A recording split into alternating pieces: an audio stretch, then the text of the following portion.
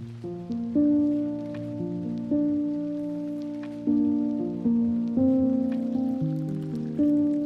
khobor. Welcome back to the channel. This is me Rangeet and this is the year 2024. I'll be completing a decade of lifting naturally. So I started off my journey as an overweight teen and there have been various ups and downs in my lifting career. And if I give you a little brief about it, I was into cricket initially. I was an overweight kid and wanted to get better at sports. So my knack for getting better at cricket drew me to the gym and I started weight training, fighting against the gym trainers because at that time at the age of 14 I wouldn't be allowed inside gyms. But still I started training, I started working out, I started seeing changes in my body and slowly I just fell in love with the whole process. I lost a ton of weight, I became really skinny from being overweight. But then again what happened was the love for cricket slowly diminished and I just fell in love with the whole process of working out and training. Ever since then, there have been various ups and downs, ebbs and flows in the lifting journey, but the one thing that has always remained constant has been the love for the iron. I was 15 or 16 when I really started wanting to get big, wanted to get bulky. I buffed up a lot. In my late teens, 17s, 18s, I got into powerlifting. I started lifting really heavy and I even competed in powerlifting competitions. I had good numbers. I had in my squats, bench press and deadlifts. Then I got into modeling, for which I had to lean down quite a bit. I might not look like I've been lifting for 10 years, but there have been various aspects I've been working on. I can't put on much size now, but I've learned a lot of things over the past 10 years of lifting. A decade is a very long time. And today I'll be sharing you some of my insights as to how I've been able to be consistent with this journey and how I wish to do this for my entire whole life. And the things you should take away from me being a natural lifter, the things you can implement into your journey if you want to be consistent for a long period of time. So get along. It's going to be a very fun, informative kind of video. I'll be sharing snippets of my experience over the past few years, which I've never shown on public domain before. I'll be sharing a lot of images and my learnings. So stay along, watch till the very end. Let me know in your comments what you thought of the points that I share. Leave a like if you did find the video informative. And I'm sure you'll be leaving after watching this video with a lot of helpful insights which will help you in your lifting career for the years to follow.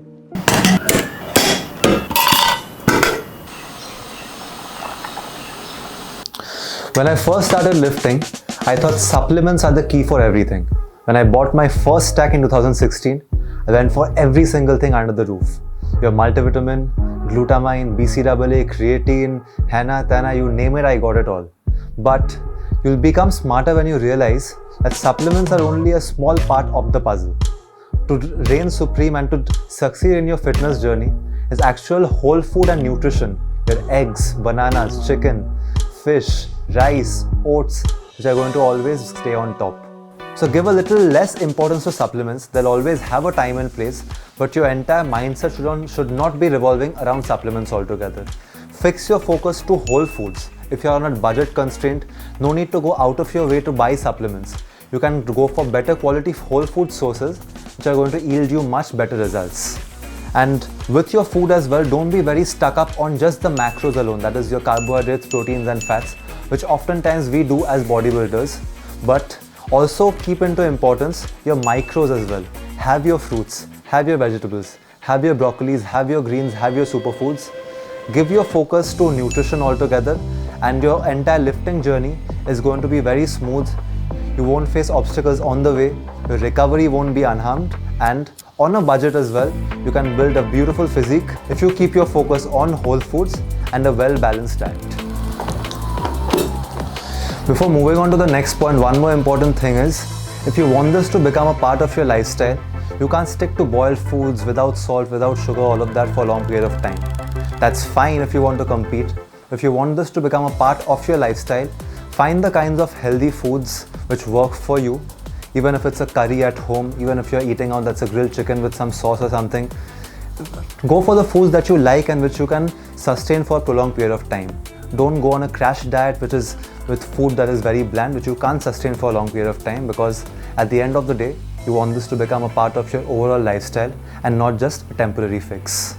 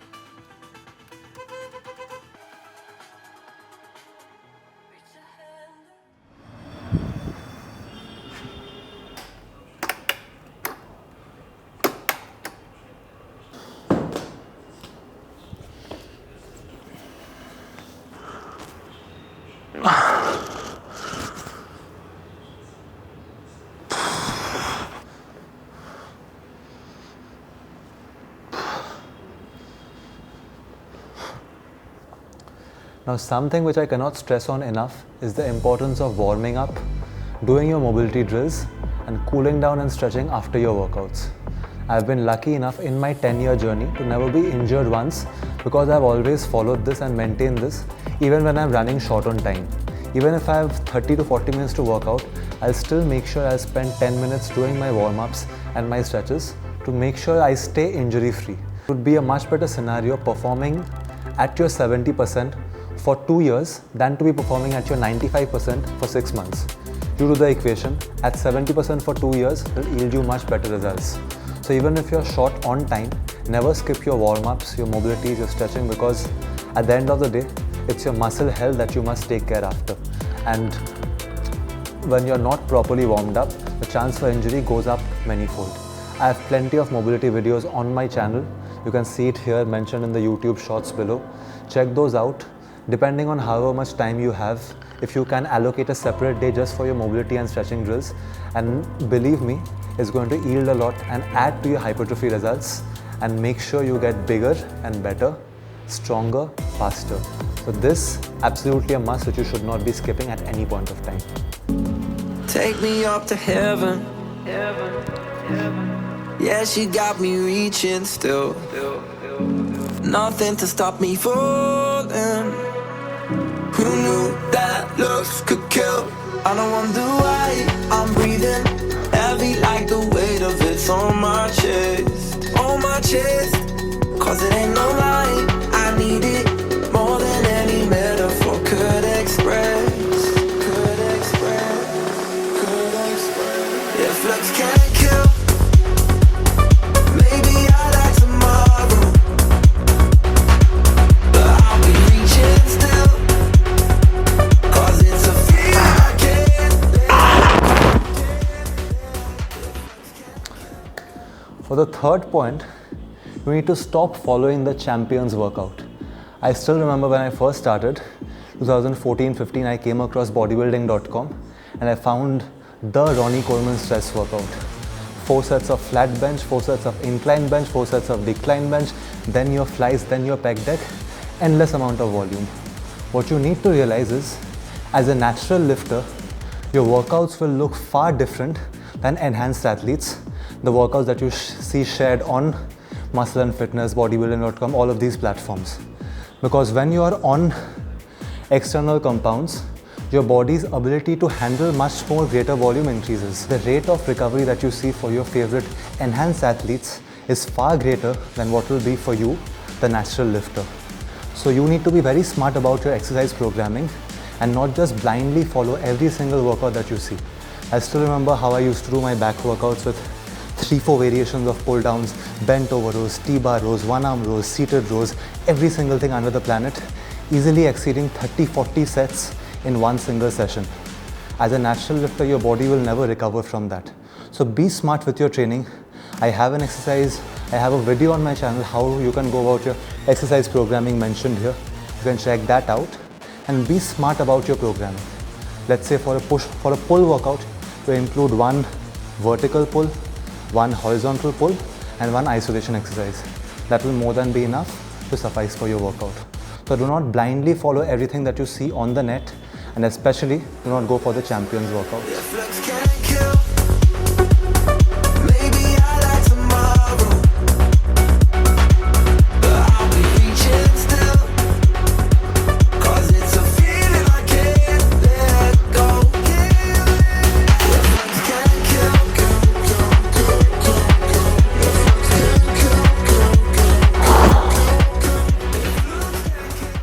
Rest and recovery, very important. Not just in between sets, but you need to understand and recognize the overall workload you're putting your body under. So when you're training a lot of volume, it's important to not go balls to the walls every single day, 6 days a week, 7 days a week of training. Now we have all been through that phase, even I did when I was 16, 17, when you actually love training, but the smarter approach will be to program your workouts in such a manner that you can even be at the gym 3 to 4 days a week, even for 1 hour, but still get the most bang for your buck out of your workout. I still remember when I was 16, 17, 18, lifting, deep into powerlifting, wanted to hit a PR every single day, lift heavy every single day, but that will have detrimental effects on your health and overall well-being.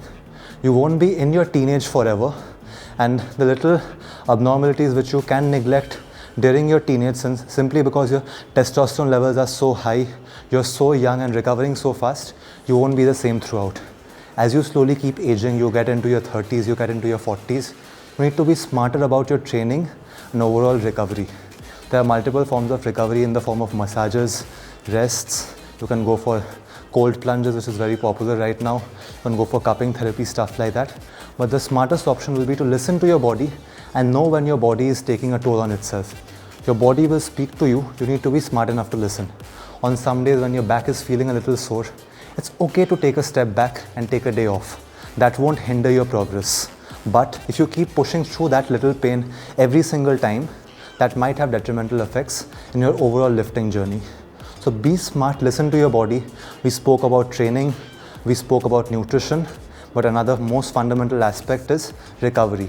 You need to sleep well, rest on the days your body isn't allowing you to, take a step back when it's needed, and rest assured, you'll be able to lift lifelong, staying injury free.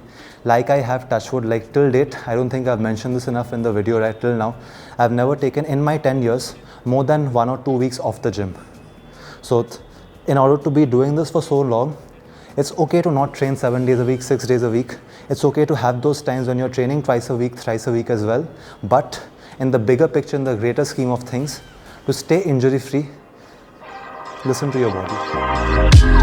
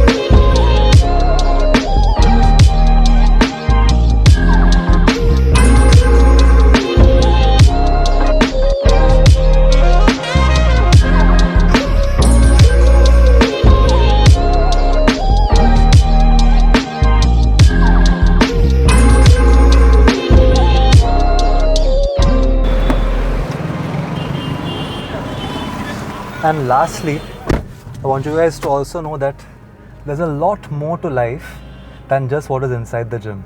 Now this might sound contradictory to you. I'm definitely not asking you to neglect any part of the gym, but there's certain aspects in life which only come around once in a while. A friend's marriage, your school farewell, your college freshers. Live these moments and don't let just the thought of gym bog you down. You'll have this your whole entire life. If you let it consume you totally, after a point of time you'll reach a burning point or you'll reach a boiling point. I'm saying this because this happened to me after a while, because for the greater part of my whole teenage, 16, 17, 18, 19, I was so consumed around just the gym, I neglected a lot of other things, starting from going out with friends, my school farewell, parties, birthday parties, school gathering, events, whatever it is. I used to be so consumed around only my diet, only my training. I've neglected a lot of these, and now looking back, I don't have any regrets whatsoever. I made the progress I did inside the gym because of my commitment there, but there's a whole other things in life you should enjoy as well. Like your travels, like everything, there should be a right amount of balance. Otherwise, if you overdo this, you'll reach a burning point wherein you won't enjoy this anymore. And so that will be my last additional tip for you guys. If you want to do this your whole entire life, enjoy the whole process. Learning about your body, training, finding out new things, exploring your body's capabilities is a beautiful feeling altogether. And if you want to be doing this your whole entire life, you need to enjoy it and love it thoroughly. It can't just be a temporary fix. Okay, I need to get in shape for a wedding, I need to do this, that's why I want to go to the gym. But you need to love the whole entire process. Not neglect any of the aspects that I mentioned earlier. Try to follow these, and I'm sure your whole entire gym experience will be much more fruitful. So if for all of you guys watching, and also don't let people around you bog you down. So in my 10 years, I've come across various gym partners, friends, whatnot. Some of them are still lifting, some of them have given up, but that should not stop you or deter you in your own personal journey.